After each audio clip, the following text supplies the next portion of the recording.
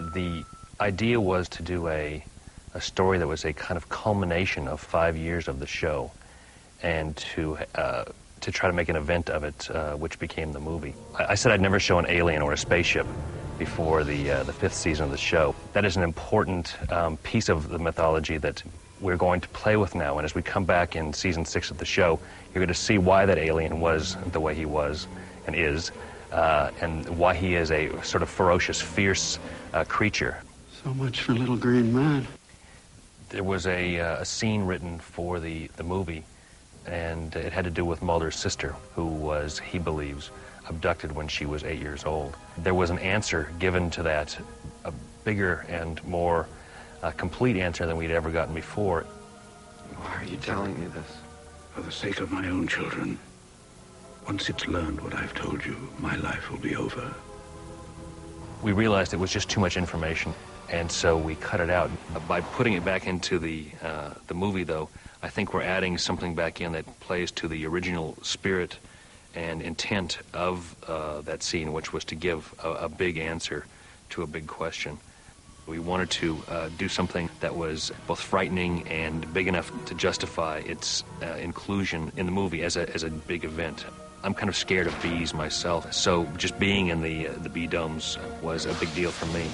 I put on a protective outfit, and I was in there during the filming, which was, in the end, really exhilarating because David and Gillian weren't in these get-ups, so you got to watch them really performing a pretty amazing stunt with live bees, thousands of live bees, and my hat's off to David and Gillian for pulling it off, because the work that they do is just unbelievably hard.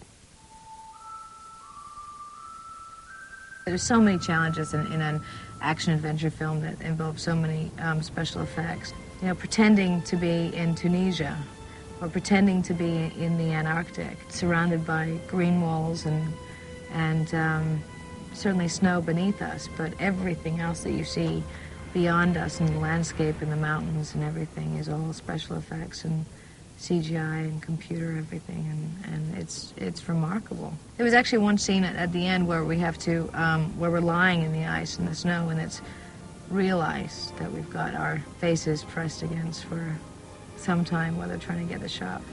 It was very cold. I have to say the most uncomfortable scenes to shoot were in the cornfield. I had to run very close behind David, so all of the corn that he goes through ends up like whacking me in the face. We did a lot of stuff attached to wires. We had to get a shot of us sliding down the face of the exterior of the spaceship, and we slide forward full speed ahead and drop, and at some point the wire goes taut and it catches us before we fall off the edge. I actually wanted to keep going. It excites me rather than terrifies me. I'd have to say that shooting the hallway scene was probably one of my favorites. It was such a momentous moment in the history of these characters, and